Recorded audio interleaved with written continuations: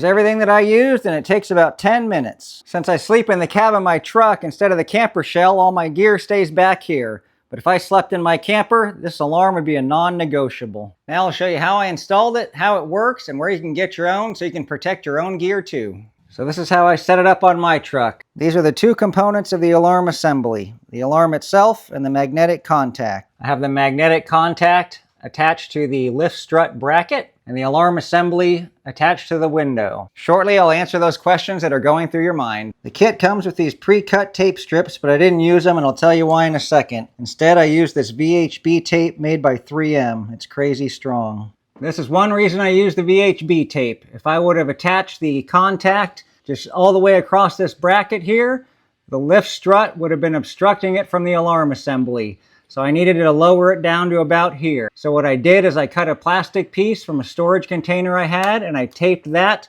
to the bracket, and then I taped the contact to the plastic piece. So you can see here an example of the finished side. Next we'll go over how to pair the remote. But after I got the contact mounted on the bracket, I just came in the camper, shut the door, and stuck on the alarm assembly. So pairing the remote is super easy. Just turn it on, press the button on the other side till it beeps. Press any button on the remote. Yes, you can pair multiple alarms to one remote, and you can pair multiple remotes to one alarm.